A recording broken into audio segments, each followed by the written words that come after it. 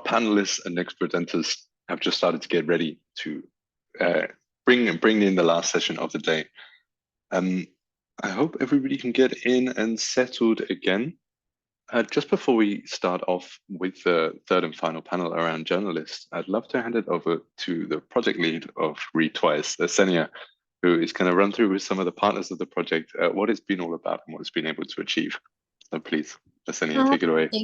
Thank you, George. It's a very nice warm-up to the next practical session that we're going to have, because especially these two outlets, Público and Deutsche Welle, have been a crucial part of our project from the very start, because as I mentioned early on in my first presentation, one of the activities of the project was a capacity building training in which our young media professionals, the participants of the project, had the chance to see how the process of news production, fact-checking in a very big media outlet works in practice. And in February and in March, if I'm not mistaken, they visited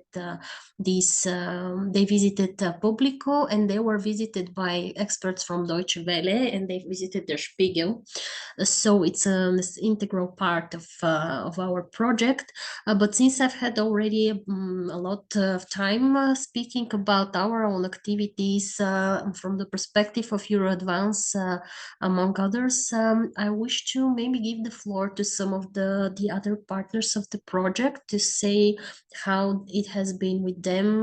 I mentioned that there have been a few local activities as well, so maybe if you could start with Anna from Poate from Romania. Anna, would you like to share some feedback with us?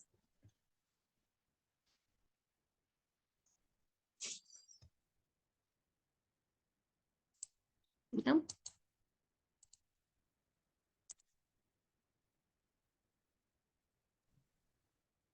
Maybe. Hello, do you hear me? Yes. Okay. I don't know if I can open my camera. Not quite sure. Okay, now I think. Yes, right. Okay, hello everyone. I'm Ana Maria Moisa from Poate NGO from Romania, and I'm here to tell you how was the project for us. And I just can say that it was a really nice experience for me as a project manager, but also for the participants. Starting with the capacity buildings from Berlin and Porto, I've seen that the participants were really engaged in the activities, and they really liked what the organizations from Germany and from Portugal prepared for them. So I can say for sure that the feedback was really, really great. Then we had the local activities in Romania. We had more than 4 trainings, and for almost 150 participants. It was really a nice experience for me to see the participants, the young people that participated in the capacity building. It was really nice to see them facilitating some sessions about fake news and dissemination. They really enjoyed the activities, and also, of course, the young participants really liked the subject that we talked about, and also they found really interactive ways of facilitating in this field. So if they are present here, I know Theo is here and I know Paul is here. So I just want to congratulate them for being here in the project and for doing this amazing work. And then, of course, we organized the conference in December. We had almost 60 participants. We had different speakers, and this one was also a very, very good result of the project. And we had, I think, in Bucharest, in Romania, we really had the impact for young students with this conference. And also, in this way, I want to thank you, Asenia, for being such a good project manager and being here for us, and taking us so easily through all the project activities. Thank you for everything. Thanks, Milian. Anna Maria. By the way, what I appreciated really about your work was that you took the activities beyond Bucharest alone, because Yes. the capitals are not the only places, of course, that we need to implement such activities. And you had several trainings beyond the capital city, of course, which was super useful. Maybe now can I invite Melanie if she's ready to say a few words about the activities in Croatia. She's from Udruga Echo. Yes, hello everybody. Nice to see you all today, and happy to participate in this webinar. I'm not sure how many participants from Croatia attended today. Hopefully they did, but we are still on academic leave, so many of them are at home. As Anna Maria said, also Croatian participants were very satisfied and gained new knowledge during the capacity buildings in Porto and in Berlin. And afterwards, we have organized educational events for over 179 students in Zagreb during 3 events from April to May. So the young people that attended the capacity building in Porto and Berlin educated their peers on the tools and knowledges that they gained there. We also included some professors who gave more insight on the whole fake news and media literacy and the disinformation themes. So yes, it was quite well attended, and the feedback was very interesting because we had participants who had no previous knowledge on media literacy, and also we had participants who are more specialized in social media in this context. So the debate between them was quite interesting. And afterwards, during September, we have organized local event for stakeholders. We have included representatives of universities, libraries, media professionals, journalists. So we were actively speaking about prevention methods in Croatia that are used for engaging media literacy in elementary schools even, and I don't know, tackling this current and interesting topic. I have to say that during the needs analysis phase before the activities of capacity building, we had some interesting findings. And one of them was that Croatia still doesn't have a national policy for media literacy. We have it implemented in some smaller scale in elementary and high schools, but a topic as itself, it still doesn't exist. So yeah, I think we should tackle this on national level. Thank you. Thank you, Melania. Likewise, we have observed similar findings here in Bulgaria. But to look at the positive side, what I really like a lot about the project is that we managed to sustain the interest among this group of young people for almost a year and a half. So it is a very impactful activity, in my opinion. It really matters. Yes, and I have to say that they are not only active within this project, they started to be more active within our association and other activities that we are implementing. And today it is very difficult to find young people that are interested to participate on voluntary basis on EU projects. But yes, we had an amazing group, and I'm happy that we were able to include them. Yet again, this information, great, and let's see what they will be able to share with us, what feedback they will give us in person when we meet for the final event in Brussels. Now, a few moments to Anna, maybe to share how the project has been for you. You have quite a different role as a partner, a capacity building partner. Hi, good afternoon, everybody. So yes, we had a different task within the project. So we started off by developing a mapping, such as our German colleagues, and this was a really important task for ourselves for us to have a general overview of how our own country has been dealing with these issues.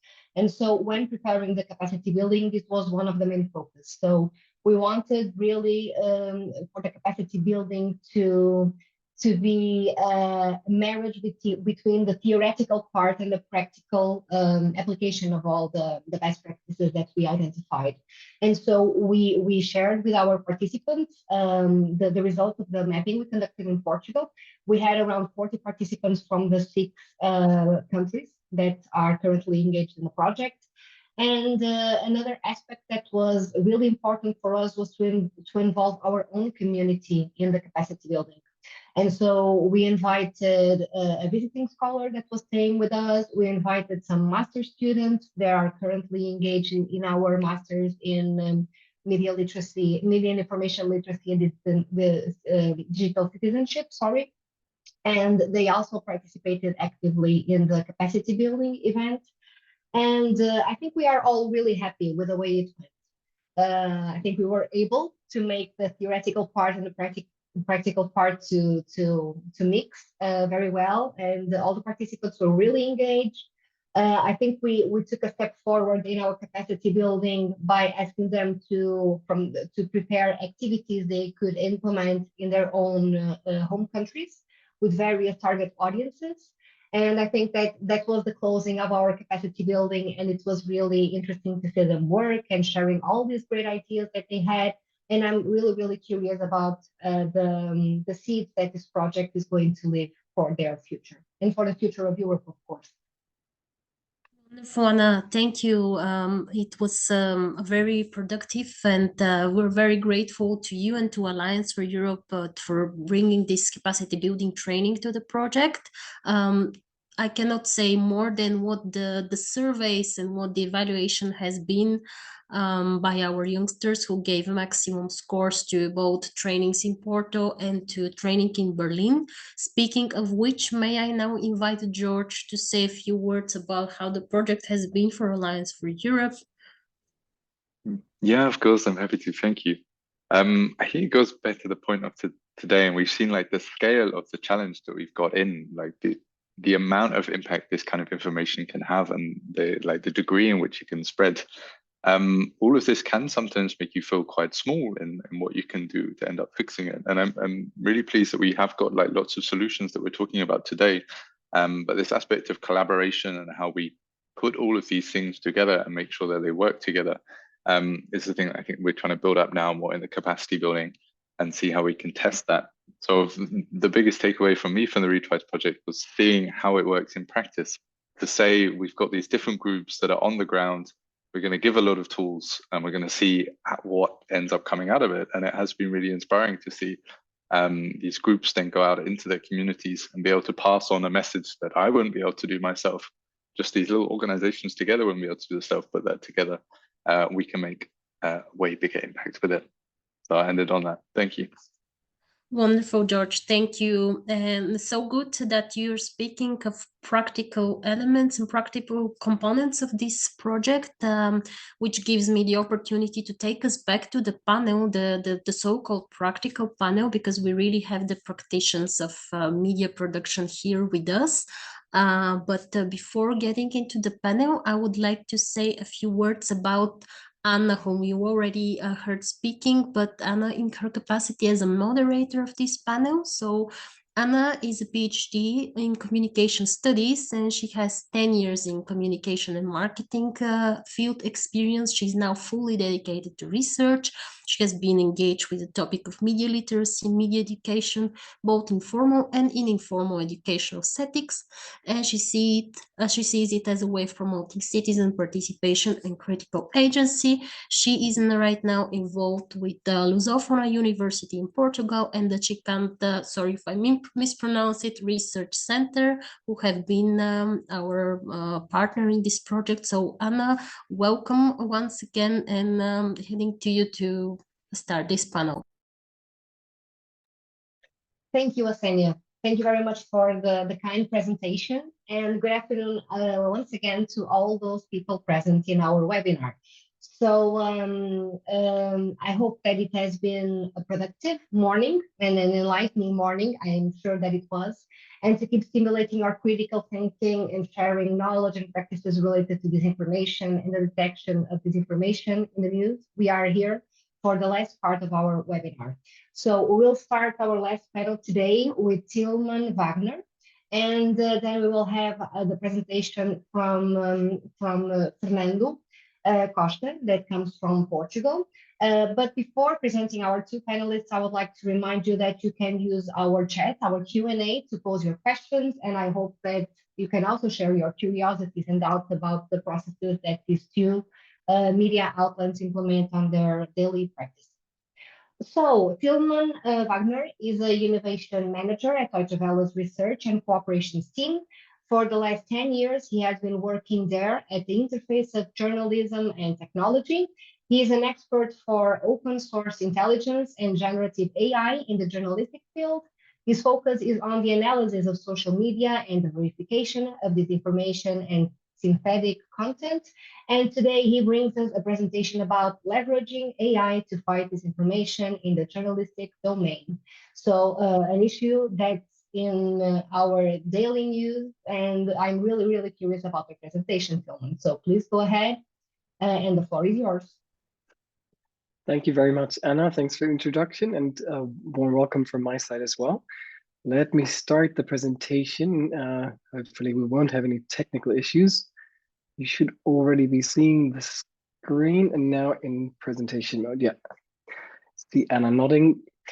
Great. Let me give you a quick quick run through or look into how verification at Deutsche Welle works and what we do in this field. Mainly it touches on two different sections of Deutsche Welle. One, as you can imagine, is our reporting.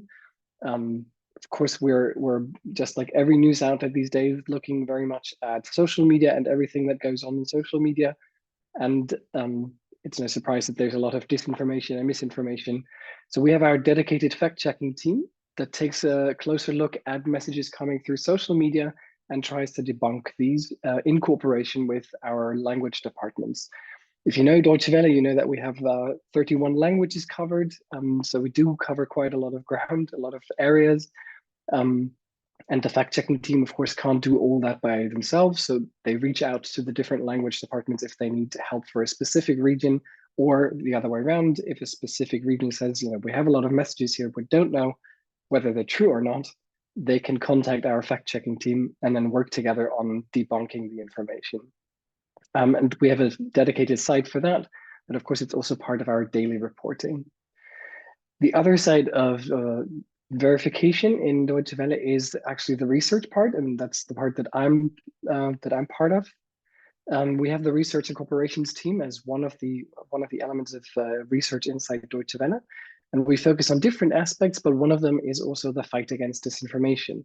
And you can see from our project list that we have a couple of projects that have verification or the fight against disinformation at their core.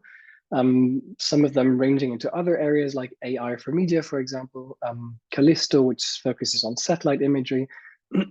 But we have this set of different projects that build upon each other to build new tools, develop new workflows, also develop small solutions for our reporters, for our editorial departments in their work against disinformation. And I want to take you quickly through one of the projects or one of the tools that we're working on to show you in a bit more detail what that means for us. And the tool that I'm going to introduce is called Spot. It's a geospatial search engine that allows searches in OpenStreetMap, short OSM, by using natural language queries. So why do we focus on this? I mean, the geolocation part is a very big element of verification. I brought you two examples. This is part of the New York Times reporting on the explosion or the attack, in quotation marks, on the hospital in Gaza during the ongoing conflict between Hamas and Israel. And the New York Times took a closer look at what caused the explosion.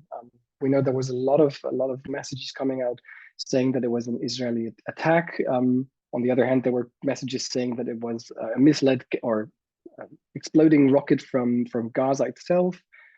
So the New York Times took a closer look on video material that was available from people on the ground, from security cameras, from Al Jazeera, for example.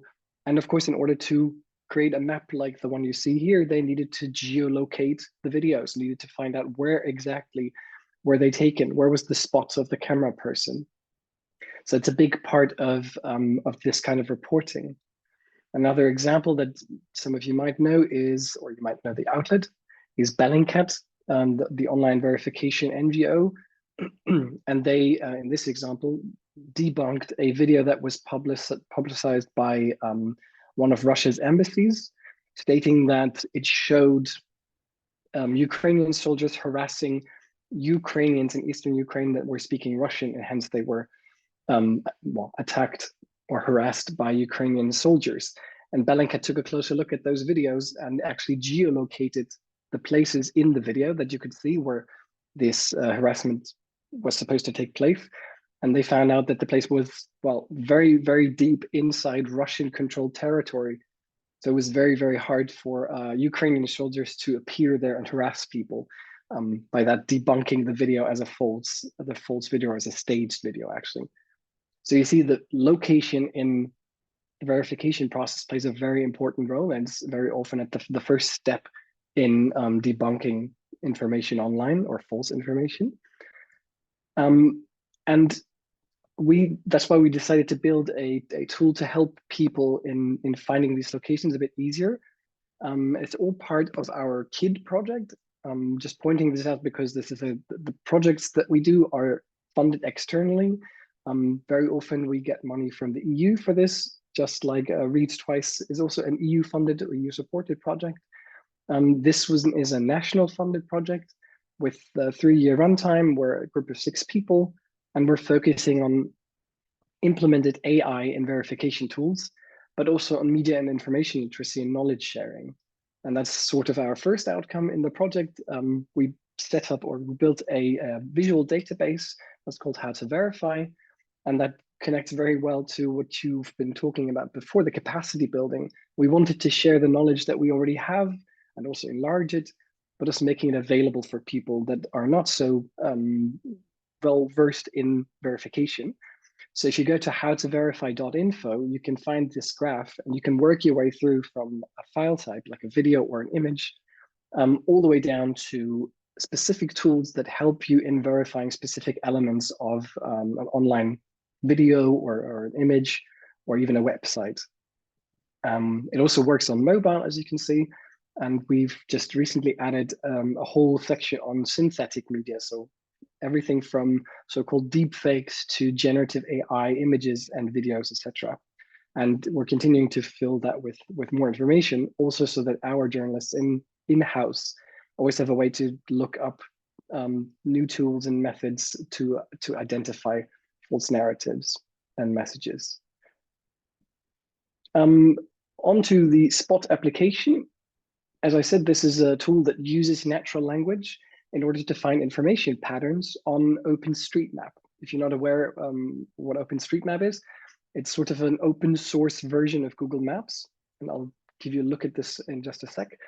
The example here is if we have a sentence like, find me all kiosks in Bonn, that's where I live, that are next to a road and no further away than 200 meters from a conference center.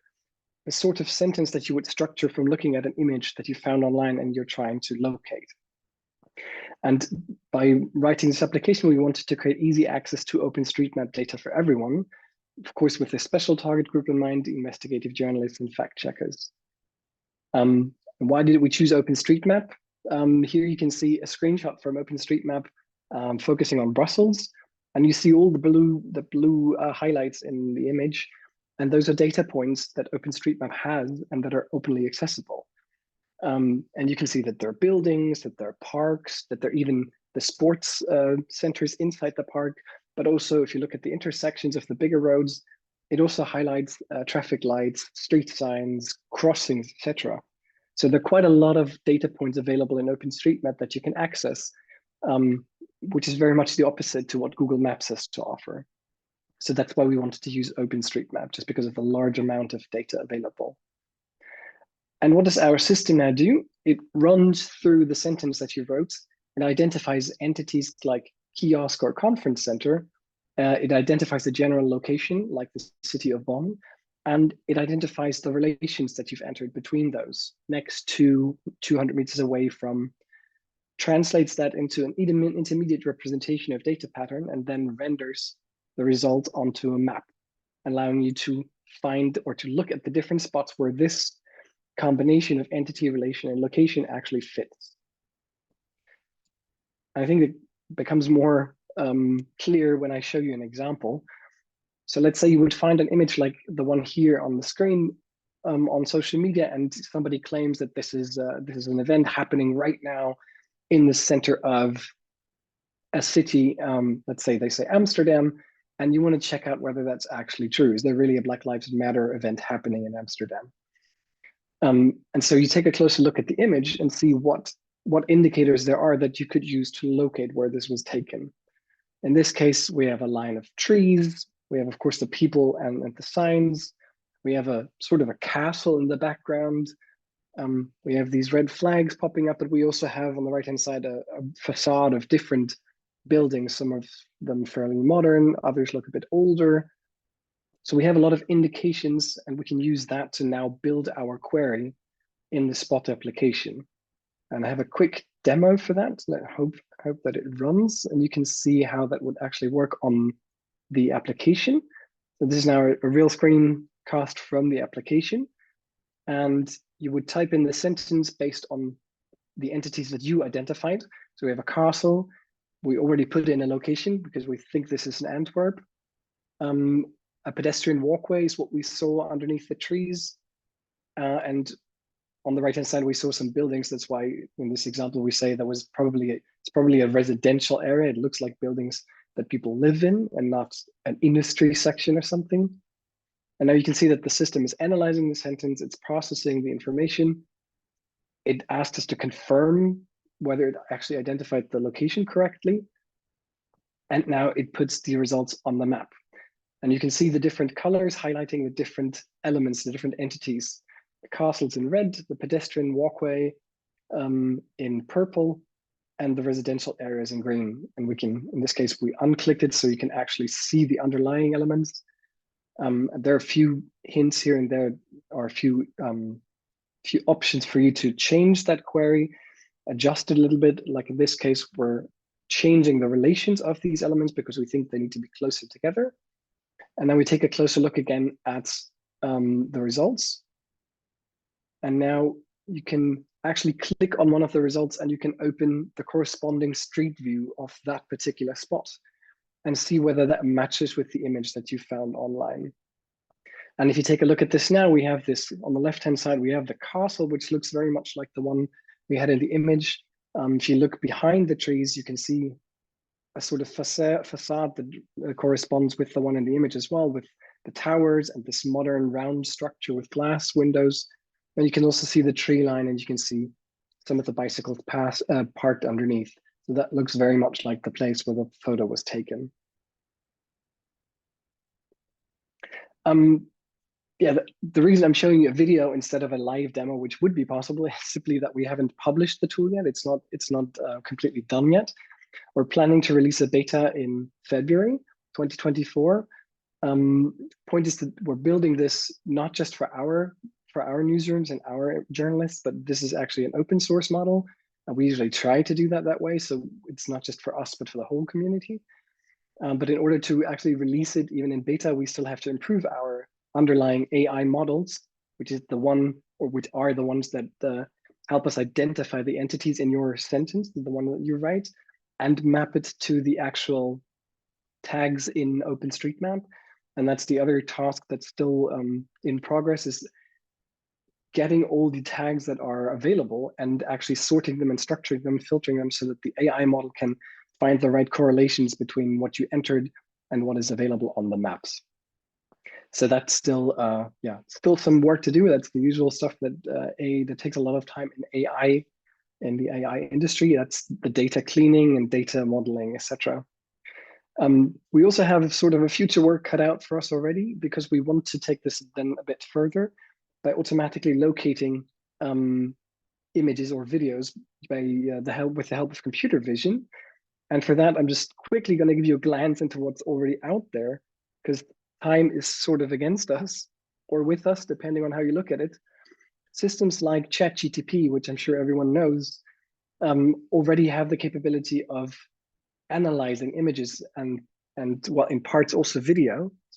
And I made this short demo video by using the exact same image that I just showed you for the example.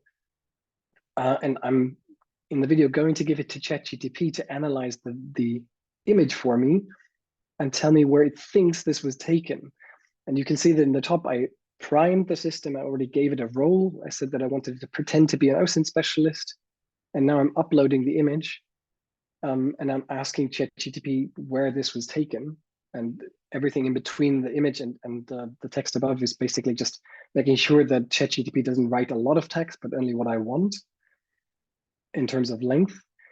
And now you can see that ChatGTP analyzes the image, gives back some reasoning, and gives me three possible locations for this image. If you read through them, you're going to start laughing because, of course, none of them are correct. It's neither London nor Amsterdam nor Edinburgh. But the fact that that a computer system like that can simply analyze an image in seconds and give back a guess on where this might be taken, and if you look through the reasoning, it's actually quite good, is already quite astounding. Of course, it's not perfect, but it does help in order to find maybe a general location to start your search in. So this goes in the direction of our sort of future work. We want you to be able to throw in an image, get a random result, a rough result, and then use our spot tool or maybe an enhanced version of it to really find the exact spot of where the image was taken. And ChatGTP isn't the only one system that already does this. There are more out there, and one that maybe some of you have heard of just came out late December, early January. It's called GeoSpy, and it basically does what I just demoed to you with ChatGTP, but it's very much focused on just the location. Now, ChatGTP is a very large system. It can cover a lot of different tasks. GeoSpy is just there for geolocation. And it immediately said that this was in the Netherlands, giving me some sort of reasoning. Now, again, you see, this is not perfect because we know it's not Amsterdam. It's not the Netherlands, but it was Antwerp. But this tool even gives us geo coordinates. And again, it's not perfect. The geo coordinates take us right down to Amsterdam. But then again, Antwerp and Amsterdam might have similarities in architecture, in flora and fauna, so it's really not too bad. And if you play around with this tool, with GeoSpy, you'll find that in quite a lot of cases, it is quite close to the location where the image was taken. There are quite a lot of demo videos out there. So this is sort of where we are at and what we're currently looking at. And you can imagine that it's kind of an arms race, because with every new tool like this, there's of course another tool that's well, even better at avoiding this. We know that, or you've already heard this morning probably, that generative AI can produce really good images, and I've tested this specific tool with an AI generated image, and the system didn't give me an error message saying the image that you gave me is not real, but it rather said the image looks like it was taken in the mountains at this and this location. And that's sort of the location that I used to create the image beforehand. So to come to an end, you see that we're definitely not out of work yet. There's still a lot of work for us to do, a lot of work ahead of us, but we're trying to build more and more AI supported tools to verify and to help our journalists and everyone else to be better at verification and stop the spread of disinformation. And with that, I thank you very much and hand back to Anna. Thank you very much, Tilman. Such a great presentation. And I already have a few questions that I took note. And I'm really eager to hear you talk a bit more about this. So I also invite once again our audience to pose their questions on our Q&A chat. Please don't be afraid to do it. We also want to hear from you. And now I will move forward to our second panelist of today. His name is Fernando Costa. Fernando is a journalist at Portuguese newspaper Público. He started as an intern writing at P3, a section that covers topics related to millennials and Gen Z, activism, feminism, LGBTQ+ rights, ecology, and so on. More recently, and after writing for some time in the online breaking news section, Fernando has been working almost exclusively on Público's fact-checking project, Prova dos Factos, Proof of Facts. He has been writing fact-checking articles and also speaking about disinformation, digital literacy, and fake news. The presentation Fernando brings us today is titled How the Far Right and Others Use the Image of Official Newspapers to Spread Disinformation. So welcome once again, Fernando, and the floor is yours. Thank you very much. I have to thank you for the invitation to be here. I wasn't supposed to be here. It was supposed to be Ivo, but his house is full of flu. In Portugal, we're having a lot of cases of flu. Thank you very much for everyone that is listening to us. I hope it has been a good morning with lots of learning and a really enlightenment morning. My presentation is really short, really simple. I'm going to share us. It's kind of a story that happened to us at Público, in which I'm going to start the presentation. It's easier to understand. Are you seeing my screen? I think you are. So what really happened was that we have to go back to August of last year. What happened was we started to find that some articles were being shared on social media using our layout, the design of our site. However, the articles were not ours. No one had made them in Público. However, they were being shared they were not only being shared by anonymous persons and random people, they were also being shared by the leader of our far-right party. Its leader is André Ventura. They were sharing the articles on their social media, and they weren't ours, and we're starting to investigate what was happening, how, since those news were not on our site, how are they appearing on Twitter, on Facebook, on all of that. I'm going to show you our site. Público is a mainstream newspaper in Portugal, one of the few daily newspaper. We have a strong presence on the online. We started doing our fact-checking project that is Prova dos Factos. That is right here, what we're doing. From the start, all journalists could do fact-checking articles because we didn't have someone exclusively working for this. Right now, we have a very small team that it's only me and Ivo. We still count with our colleagues to help us because we only have two hands and a computer. We cannot reach everything, but we try to. So what really happened was we started to investigate what was really happening, and we found out that the news that were being spread as being from Público, we have here an example of a Twitter post made by André Ventura, were actually news made by the newspaper that the Chega party created for their propaganda, let's call them that way. We have here an example of the article that they were sharing. I'm going to roughly translate the title. It was something like, Ventura says the fires will stop when there isn't a single free arsonist. We came across this post. We noticed that the design was similar to the one in our newspaper. We can see right here. The design looks almost exactly the same. However, the article doesn't exist.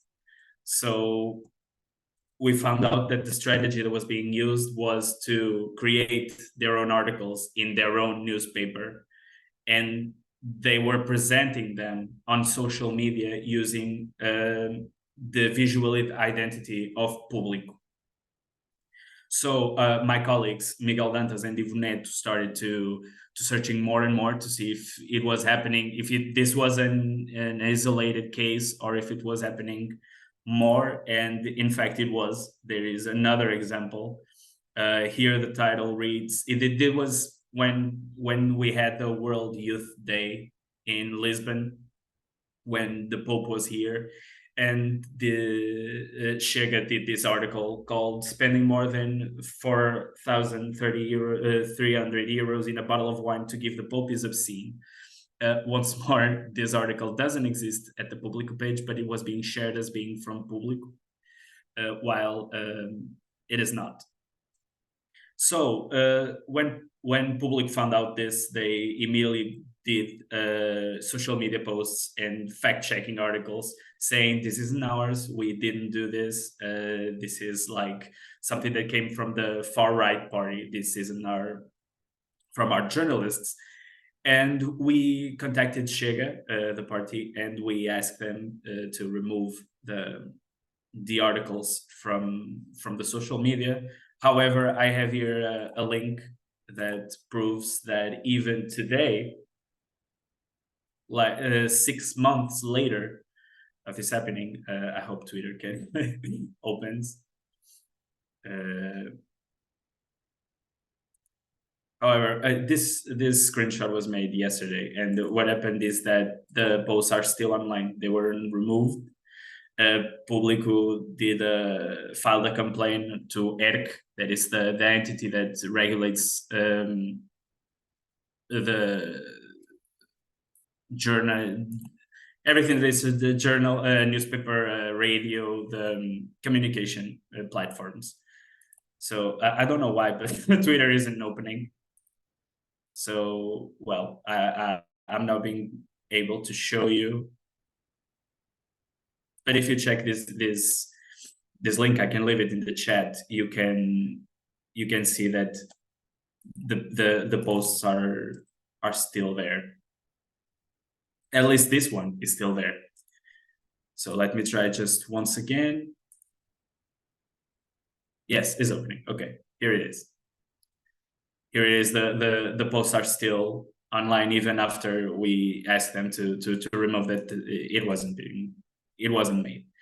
So with our investigation, we also found out that they weren't only copying the design from Público, they were also copying the site of Renascença, that is a Portuguese radio station. Here we have another example, the exact same picture, the exact same title, the exact same date and hour of publication, which wouldn't even be possible to make. But one uses the design from Renascença, the other is the design from Folha Nacional, that it's the name of the propaganda newspaper from CICANT. So we also found that we have a joke that we make in our newspaper, that it's almost everything regarding disinformation that reaches Portugal reaches with a certain delay Portugal. So everything that we see today has already been made in other countries beforehand. So we found out the Operation Doppelganger. I'm sure most of you have already heard of it. There was some Russia-based actors cloned the design from various media outlets from many countries like France, Italy, United Kingdom, Germany, and so on, to undermine the support for Ukraine in the war. So we found out that what was happening in Portugal was like the same, but not with the goal to undermine the support for Ukraine, but as some specialists told us, the objective for, the strategy is used to increase the engagement on social media and give credibility to the message that these parties, in this case CICANT, the far-right party, convey. So to increase the engagement, it's simple to explain, because if you see an article that is from a newspaper that you really know, and Público, not to be cocky, but Público is a fairly known newspaper, if you see an article that you think comes from a newspaper that you know and that you trust, you are more likely to click on it because you think that it's true because it's on Público. And this also connects to the goal to give credibility to the message they convey, because if you saw a newspaper that was from Chega, in this case, Folha Nacional, probably you wouldn't be that likely to believe what was being said than if it was from Público. This to the general population. However, Público, when contacted Chega, they said that they weren't copying any design. They said, and I quote, Chega doesn't copy graphic design and doesn't want to, since we are the party with more engagement on social media.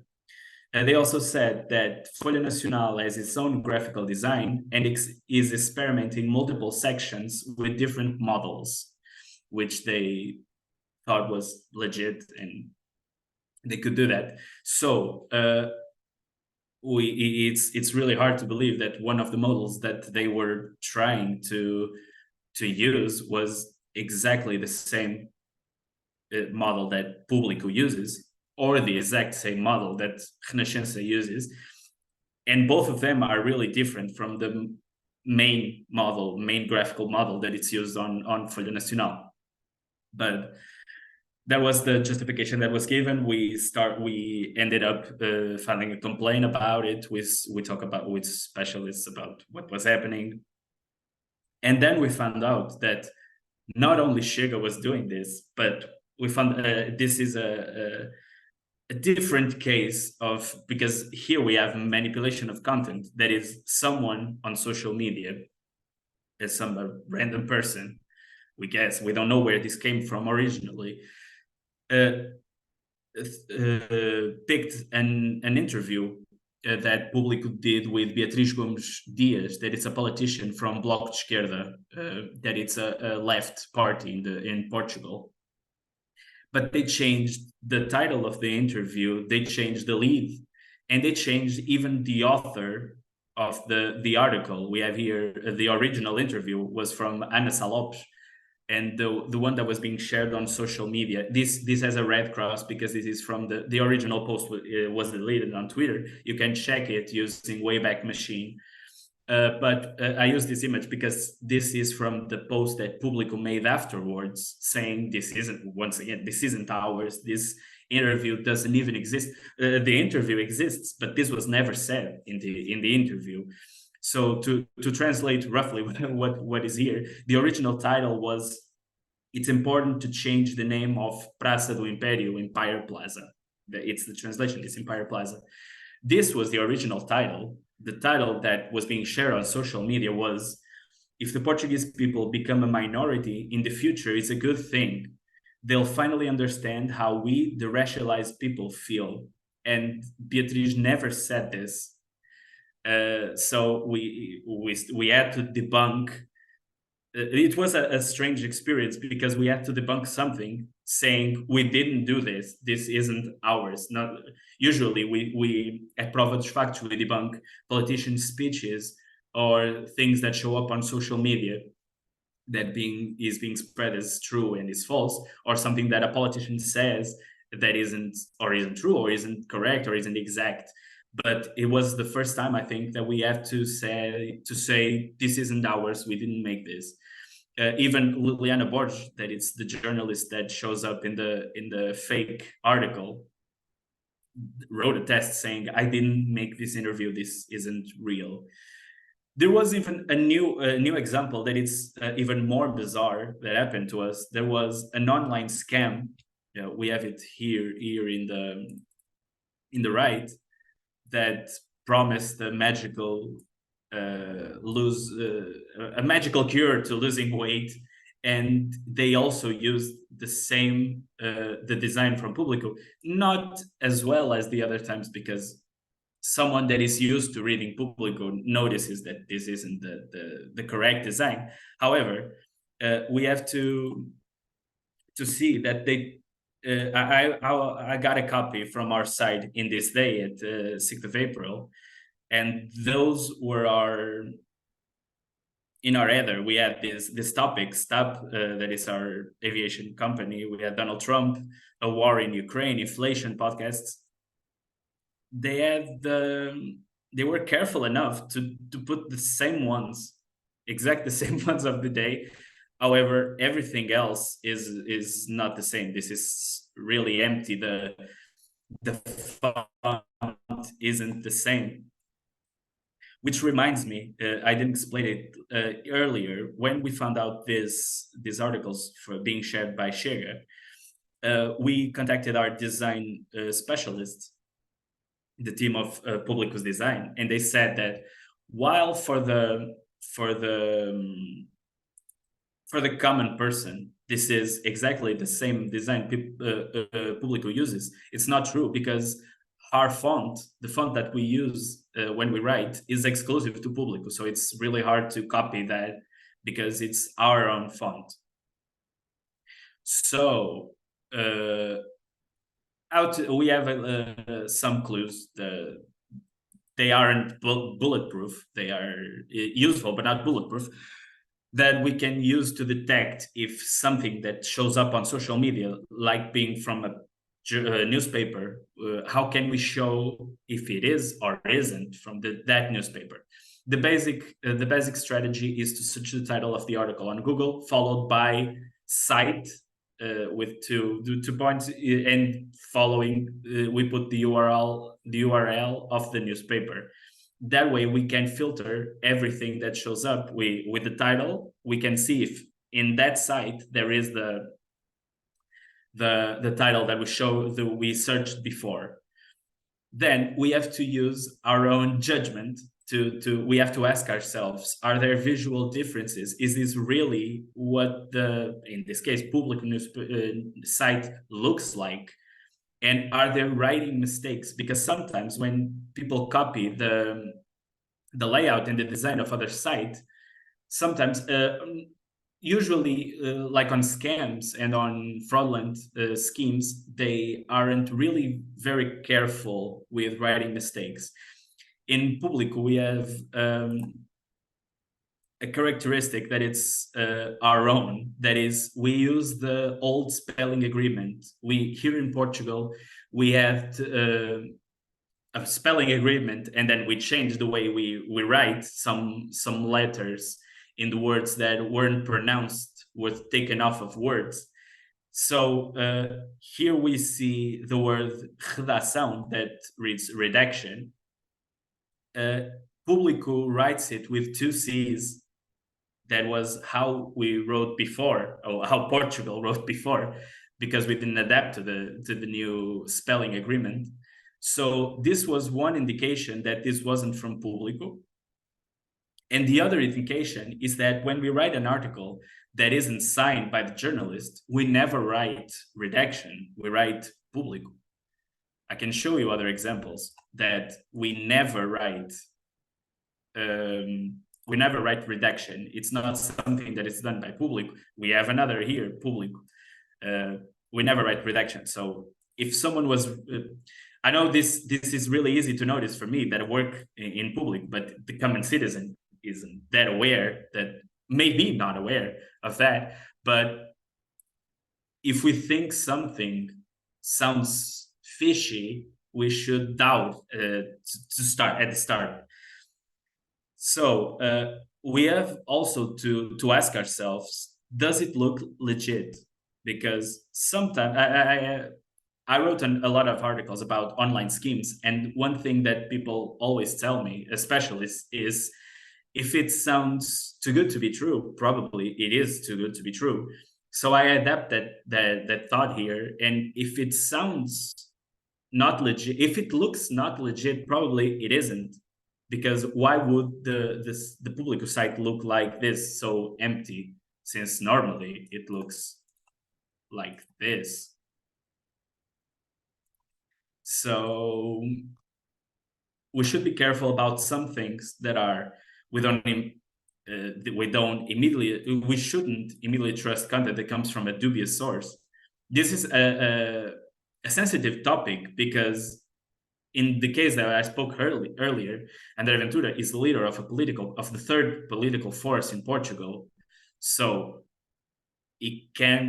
some people may not find him a dubious source, but if we see a random person or a random page sharing that, we shouldn't automatically assume that it's truth just because it's on social media. We should also always double check content. And this is something important. Prints are not always proof of something, because it's really simple. If you have a minimal knowledge of HTML, you can visually change the layout of a site and take a print, as if you can come to Público and change this title to whatever you want. It only changes in your computer in the way you see, but if you change the title and you take a print, someone is going to believe that happened, because it's the same layout with a different title, but it isn't true. So try not to believe every print you see. If you want to check out if that was really true, use Wayback Machine. That is a tool where you can almost go back in time to see how a site looked like. And at the end, the golden rule is, like I already said, if it sounds strange, act accordingly. Don't trust at the start. Always doubt it. It sounds paranoid, but since disinformation is like a wildfire on social media, you have to be a little bit paranoid. Not paranoid, but cautious. Let's call it that. And my presentation is done. Thank you very much for listening to me. I'm open to questions, obviously, and I hope I was clear enough. Thank you very much. Yes, you were, Fernando. It's also a really interesting point of view and an interesting case study that you bring us today. So thank you once again to both our panelists. I already have some questions for you. I have two on the chat. And the first one is from Matthias. And I believe this one is for Tilman. How reliable is OpenStreetMap in Eastern Europe or in other less developed parts of the world? Thanks for the question. That very much depends on your engagement, I would say. It's because, I mean, this whole system is based on the input by everyone, by users. And of course, that means some areas don't have as much data as others. If you look at maps from Western Europe, they're quite detailed.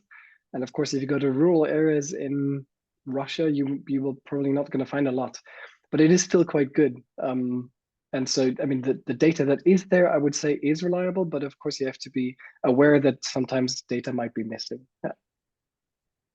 Thank you, Tilman. Thank you very much. We have another question. This one is for Fernando. So, Fernando, is Facebook working with you and marked the false article as fact-checked? If so, is it efficient? It's not working directly with us, but because we also fact check things that are on Facebook and things that are on other social media. On Facebook, we haven't found anything that was not that efficient. But on Twitter, for example, the community notes are not always true as people sometimes think they are. We already found examples in which the community notes were not correct. I can use an example. Some months ago, the municipality in Lisbon posted a picture of the 25th of November. That was an important date in Portugal, just to summarize. But they used the photo that wasn't from that date. They used the picture that was from 19th of June, I think. But the community notes said that it was from other date even. So from Facebook, we haven't had much experience with things being wrongly fact-checked. But on Twitter, now X, we have found. Thank you, Fernando. We have a question that Sandra directed to Tilman, but I believe that this question is interesting for both our speakers. So, Sandra, I will pose the question for the two speakers, okay? So the question is, have you seen an increase in people subscribing and going back to traditional media outlets as their main source of news, and away from random social media groups and influencers? Is this something that you have been discussing and considering within your media outlets? I don't know if Tilman wants to go first. I can try. I can definitely say that we've had an increase in users over the last couple of months and years. Yes, so our numbers have been going up, but whether that is directly related to people avoiding unclear sources, I'm not 100% sure. I would say it definitely has to do with our effort, and I think that goes for basically every media outlet, to be present on multiple platforms, and especially be present on social media platforms like Facebook. Well, that's an old one, but TikTok, Instagram, Twitter, etc., and try to provide our information, our news in a respective format, so that it's interesting for the audience that's on TikTok or on Instagram, for example. And we are successful with that, but again, it's hard for me to tell whether people leave out the other groups. I'm sure there's still a lot of people who don't believe in what we write and prefer, kind of strange outlets or copycats, etc. Yeah. But maybe Fernando has a different or an additional view on that, a different experience. So it's like we haven't got a really big explosion in people reaching our newspaper. We had that during the COVID pandemic, and when the war in Ukraine started, people were really wanted truthful information, because the false information was everywhere, and it was really difficult to see what was true and what wasn't. Now with war in Gaza, it also happened. We had a lot of visitors in our site, but this is, I wouldn't say we had an increase of people trying to get away from social media, because many people find us on social media and get interested in our topics, because they are also shared in social media, because we have also a strong presence there. Most of our fact-checking articles are shared on stories on Instagram, so people sometimes find them there. But it also depends on the topic that is being discussed, because, for example, we did a fact check at the end of the year about Taylor Swift, and it really blew up. Everyone was clicking on it. But if we do... It depends on the topic. It depends on the group of people, because we have some people that subscribe Público that are from a certain social status, but maybe there is someone that says, and there are people that say on social media that Público follows certain agenda and we share fake news and all of that, like Tilman said. So it really depends. It's not a black or white question. It really depends. Thank you to both of you. So there is another question popping up in our Q&A chat, and I will jump right into this one. So the spot demo looks amazing. I believe this one is for you, Tilman. So I'm eagerly waiting its release. Will there be a comprehensive user guide, and what are your plans for promoting the tool to society? I'm also interested in this one. Well, ideally, it will not need a user guide for you to use it. It should be as simple as just writing your request and then getting an answer. But of course, we'll try to make at least a Q&A, because some things might not be directly clear for everyone. In terms of our plans to release it, like I said before, it's going to be open source. And we're probably promoting it through our own channels. So we have the blog innovation.dw.com. We're also going to go through, I was going to say Twitter channel, but we stopped that.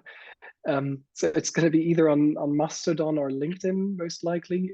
So we're definitely going to share it into the community, or towards the community, through the channels that we have. if you have a particular interest, feel free to drop me a line, and I'll put you on the list to let you know when it's ready, when the beta is out and ready to be tested. Oh, Thank sorry, you, that's Tilman. yeah, very simple. Yes. Just tilman.wagner@dw.com. I can also put that in the chat. Yes, that's what I was going to ask you for all our participants that might be interested in this tool. If you don't mind sharing your email in the chat, and our participants can take note of that. Thank you once again. We will be aware of the launch of this tool. Now we have around 10 minutes. If our audience wants to pose some other question, our Q&A is still open. And I have some questions for our panelists. So I would like to ask this one to Fernando. So in what ways has Público adapted its strategies, and considering the experience and this case study that you just described, in what ways has Público adapted its strategies to remain vigilant against the future misuse of its visual identity and manipulation?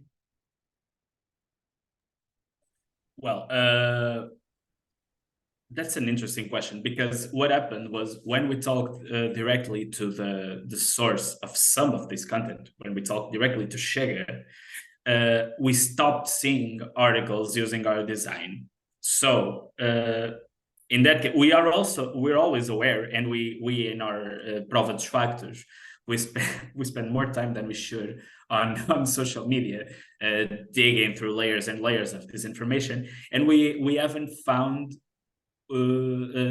things like that. What we sometimes see is people saying that Público has posted something that isn't true or is fake news, and sometimes we have to debunk the fake debunction that they were making. Mm-hmm. So we are always aware that this can happen again, and in this case, with the growth of the far-right movement in Portugal, maybe it will happen more and more. But what we try to do is always, we keep posting regularly, fact-checking. We try to stay alert to everything that is being spread and everything that is being showed. In Portugal, our fact-checking community isn't that big. We only have like 4 institutions that do fact-checking. But in Público, we stay alert, and we are prepared to act if something happens.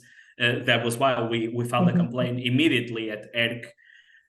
But we know that it's not impossible to happen again, because the posts that were made are still there, and you can still check them. So we can only act when it's difficult to debunk something that we don't know that it's going to happen. So the only thing that we can do is stay alert to everything. Yes, to stay alert and to learn from the previous experiences, and also from all the articles and the resources that are currently being shared with the community regarding fact-checking and disinformation and all these subjects. Yes, we have also made we have a small formation with DPA some months ago to capacitate more people in our newspaper to be alert, because there are professionals that say that a journalist must be a natural fact checker. But it's different to be a fact checker in a regular article, or to be a fact checker when you have to debunk many layers of something that is fake. So we have also been using more specific tools to debunk things, like Tilman talked about, to geolocate something, to see if an image is AI generated or isn't. That was something that was being used in Público, and we started doing that. So maybe things aren't happening as much in this case, copying our design or something like that isn't happening as much, because we also we are working against it. I don't know, I can really say, but if it happens again, we are going to be ready to tackle it again. And it's curious. Thank you, Fernando. It's really curious that you are touching this point, because I had this was my last question, but I think that just opened the door for me to ask it now to the two of you. So we saw during your presentations, and particularly on Tilman's presentation, that AI is evolving rapidly. It's one of the key sentences of your presentation. And we saw also that a big part of dealing and working with AI is knowing how to write prompts, for example, but it's also knowing how to work with geolocation and all these things. But writing prompts, from what we saw, it requires more than just being able to write. It requires you to be able to be critical when you look at an image, and you can tackle what aspect you should look for and what aspect you should tell AI to look for, right? And then Fernando also mentioned various aspects really regarding image and everything. And you also mentioned that image appropriation is having more or less an impact on high quality media outlets. And so my question is, would you say that there is a reconfiguration of the key competencies for the 21st century journalists? And if so, from your perspective and from your experience, what does this entail? I don't know who wants to go first. That's a really tricky question, because I think yes, the new journalists, and by saying new journalists, I also talk about old journalists that have to adapt to the new environment. It's going to be almost mandatory to have these tools, because the development of AI tools. I was speaking about this with an intern that we had thesis about this. That we have a double-edged sword here. That is, the rise of AI generated content. It endangers our profession, because it is becoming increasingly difficult to tell if an image is true or an image is AI generated. Of course, there are still images that show up people with 6 fingers in their hands and things like that. But this is going to be decreasingly frequent, because the techniques and the machine that generates the images is becoming more and more intelligent. But on the other hand, we are going to reach being a little talking about the catastrophe that can happen. People are starting to believe nothing, because everything can be faked today. So, and that intern was telling me that she was finding that people are starting to look to journalism again, because they need someone to trust. So the reason our profession is endangered is the same reason that is going to strengthen our profession. It's really difficult to explain, but maybe we'll reach a point where when people can trust nothing, they have to choose who they want to trust. And we hope they choose the people and not the machines. but Thank you, Fernando. Tilman, would you like to add something to this tricky question that I could just pose to the two of you? Maybe I can try to add something to the good answer that Fernando already gave. I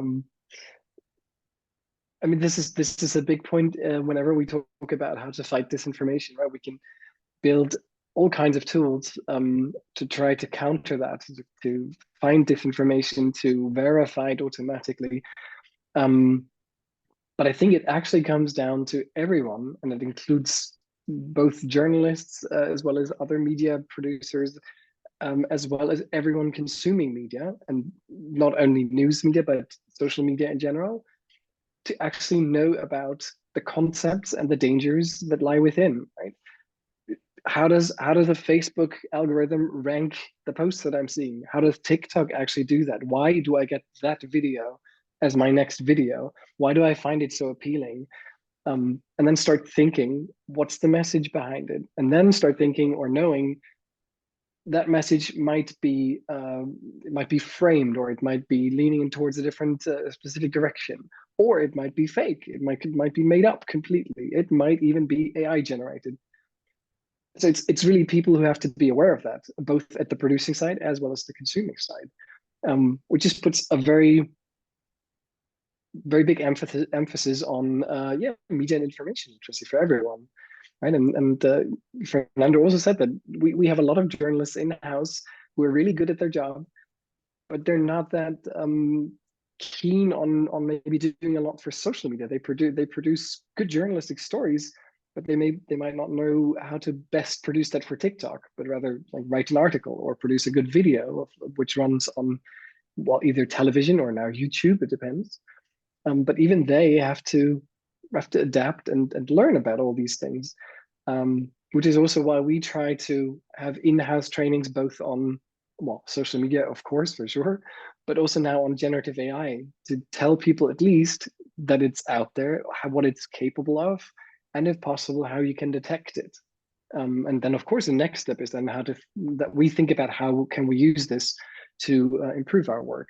Can we use it to improve our work, or maybe should we better stay away from it?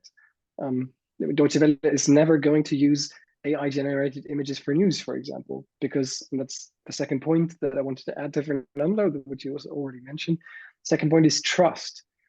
We as a media company need people to trust us in order to believe our stories. And that's something, that's a currency that you have to work for and that you have to build up. And you can destroy that a lot quicker than you can actually build it up. If we were to use a wrong image or an AI-generated image in a news story, and it turns out that that's not true or it's not real, we would lose a lot of followers. And we're coming back to the point whether we've seen an increase in followers or not. In that case, we would probably have a huge drop. And that's of course what we're trying to avoid, because when it comes to that scenario that you don't know what to believe anymore, you're searching for a source that you actually can believe in. And that's then based on the trust that this company has.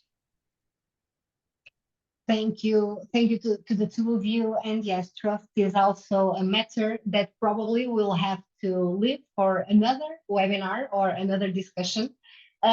We just reached out the end of our panel. I don't know if our audience has any last questions. I don't see any in our chat room. Anyway, our Tilman left us his email for those that would like to receive information about the launch of Spot. If you would like to reach Fernando to clarify any aspects regarding Público, I believe he will also be available for it. From my side, I would like to thank both of our panelists. It was a really interesting session and very enlightening. It was good to hear from you and from experience of 2 different countries and 2 different media outlets. And thank you to the 2 of you for taking the time to be with us today. From our part, I think I will now hand over to George the session, and I will see you all in a minute. Thank you.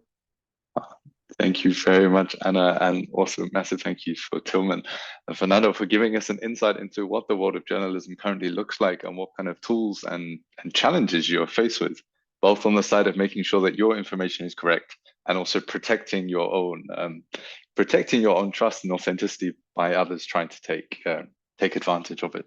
So thank you there. As we come to this close of the session, I'd love to hand over shortly to EACEA, who's just going to say briefly again around the survey. And then we're going to do a quick run through about all of the key learnings that we've had today and sort of package together this. So thank you, EACEA. Thank you, George. Thank you, Anna, very much for moderating the panel. Thank you to our wonderful speakers. I just wanted to remind everyone that we will be sharing the slides. Just give us a few working days to manage to get it all together. We'll also try to get some of the speakers to respond in case any of the questions hasn't been answered, because there have been a lot of questions so far. If we missed something, we will try to answer it as well. And there will be also recordings of this webinar to look forward to. We will be sending this over email, so in case anyone has arrived somehow to this webinar, perhaps by receiving the link from a friend, just try to make sure to register so we have your actual email address and we can make sure to get all the information to you.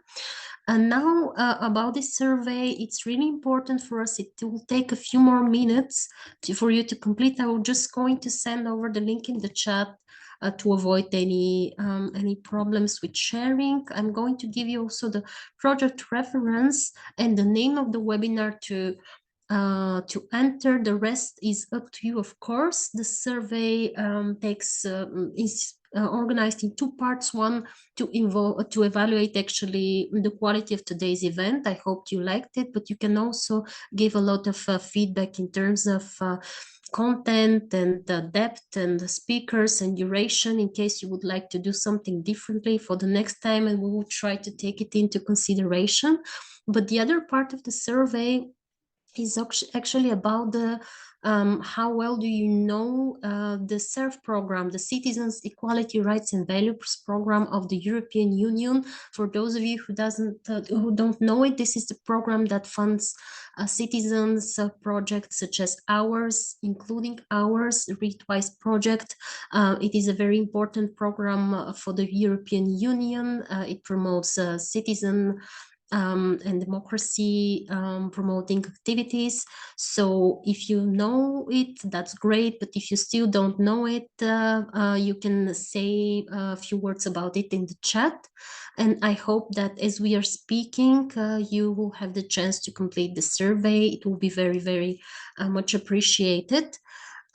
So thank you to those who have already done this. So George, would you maybe like to go through the most interesting part from today? I see that some people are actually joining us now, especially those who live in the USA, so it will probably be cool. Yeah, I think a big first deep breath as well as we absorb all of the information that we've had in today. Disinformation, not just a massive problem, but also one which is very multifaceted. So I hope today we've been able to explore many of these different dimensions just to see why it's so tricky to solve, but also what kind of solutions are currently out there that we're building on. Yeah, I'm going to bridge back to the very start. Actually, Tilman just now, he was saying about why Deutsche Welle won't use AI images, because it's a lot about building trust with your identity. And this was very much something actually one of our very first speakers of the day, Andy, many hours ago now, from the NT Center, also asked at the end of his session, why did you trust me? Why did you believe me in what I just said? His presentation, no doubt, was super interesting in terms of the way that we look at things, how we identify that with other things that we know, and we make so many assumptions and biases into believing it. So here at the end, seeing these examples of like how PÚBLICO has been faked, and the assumption that, for instance, when I see something that looks like a newspaper, I have like an implicit trustworthiness that I put together with that. I assume it's official. And this comes in so much with like the colors and the fonts and that identification that we have. So it's great to see these examples coming up again. Following on from Andy this morning, then we had Frederica from the University of Utrecht, and also of the Solaris project that jumped into a little bit more about content creation in terms of deepfakes. So here, probably some of the most shared examples online, for instance, of the Pope in a puffer jacket, or of Trump being arrested and thrown into the back of a truck. It plays into that aspect that it's emotional and it's sort of entertaining and it grips you like a movie. And that's also why movies are currently using it as well, deepfakes, in terms of building art and entertainment, but also how worrying this can get if we get to the stage that we cannot trust any kind of audio or video that we see. How can we start believing and then building up from that again? Wrapping up our first session, no doubt, was Kari, who was talking about then the Finnish educational system. So how we ingrain this whole aspect about media literacy and approach in the educational systems that we have up from when we're in like a kindergarten or nursery up to high school and following on. So what are the expectations at each level and how we can ingrain this more in like our society's education. So there was also great to see what the expectations are and what Finland is currently working with. Closing panel 1. That was a lot about then cognitive emotions, our biases, and where we look in education. Going on to panel 2, which was more about how disinformation is spread. Why does it get so popular? And also what kind of tactics are people using?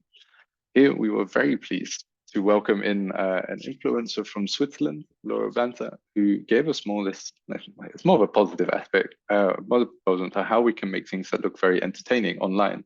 and how we can captivate and get a lot of views. But also, as she noted, what kind of responsibility that we have when we have that kind of audience and that ability to reach so many people, how we need to also stop and think and see how are people going to act after this, and how can I also clean up anything in case there is a problem following that. After Laura, we had Sarah from the European Parliament, who was pleased to bring in this institutional approach, what is happening here, touching also on like the regulatory pipeline. So what the EU is doing as a whole in terms of bringing in new laws to regulate the space around social media, around fact-checking and journalism, and also what we want to do with things like deepfakes and the AI Act coming out now.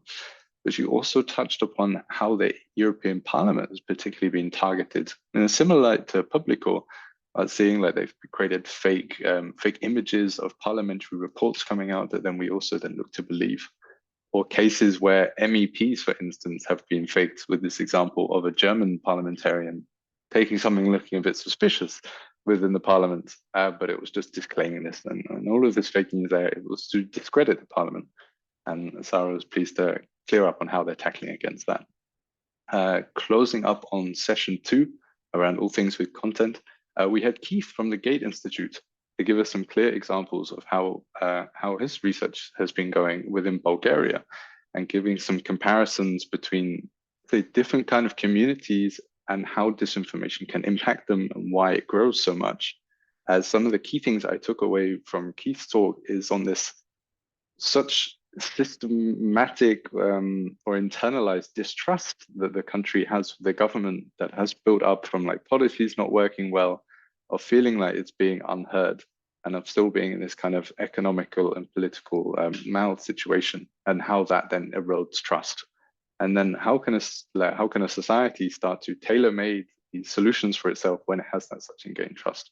It was great to hear that some of the different perspectives of different communities. Closing panel 2 and jumping on to, let's say, our little intermission with some of the project partners coming in there. We had a couple of stories about what the Read Twice project was all around, and what kind of work it's been able to do on the ground. So just thank you again to the partners there, and I think you can find more information about this on the website as well if you want to dive into what trainings were particularly there. To close on panel 3 and this toolbox of verification tools that journalists are currently being using in their professional practice. So of course you're on the front line. You're expected to get out true information very quickly. It can sometimes be with headlines, and build up that sense of trust with your community. So Tilman for Deutsche Welle showed us really very interesting digital tools, such as this Spot program that can be used to identify where a photo took place, and then by that check whether or not like claims are verified. This does seem fascinating with so much like audio visual content coming out that we see on TikTok or out of current war zones and such. See, like, is this content new? Is it even taking place in the place that they said it was? And I hope, or also excited to try it when it comes out of the beta testing. But I think this is an open source tool would provide it for so many people to be able to help verify their own information. And then lastly, just jumping onto Fernando's presentation and sort of closing it up all together with what Andy was saying at the very start, is that how PÚBLICO can keep its identity as a trustful institution, and how it's had cases of people trying to attack this and manipulate it in a way to get their own message across. So I hope that is a brief enough summary of the whole day. And of course, I invite you to check out the recording on later as well, in case you want to get any more of the details. To say just one or two last words, and we'll go back to like the mission of this project as a whole of what we've been doing here. It is about developing these media literacy skills ourselves and that critical thinking ability. So I want to sort of send everybody away and invite you to say, talk to your friends, talk to your colleagues, talk to whoever will listen to you about these examples, and try and build that critical approach. Also follow these kind of events and things. You've seen there's so many cool initiatives happening. Try and keep track of them, see where you can support them if you can, and join things like these events. And lastly, as the logo says, read twice. Thank you. Nasenia. Thank you, George, really for being our host today. It was lovely for you to take us through this entire day. I'm not even feeling tired because I've learned so many things and I have enjoyed the day so much. I couldn't have made a better summary of today. I couldn't have said it better.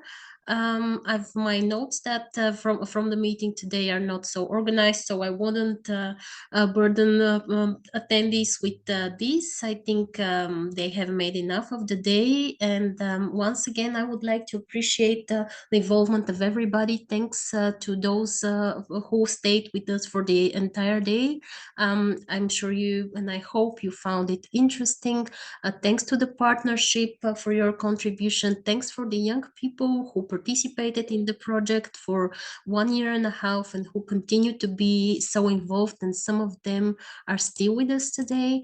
Thanks to Alliance for Europe for helping us to organize this today, and especially once again to George. And unless someone has some final comments and some final remarks, also thank you for filling the survey, and we can complete the webinar right now. Thank you, everyone. Have a great rest of the day. Thank you. Have a wonderful weekend. Thank you. Bye.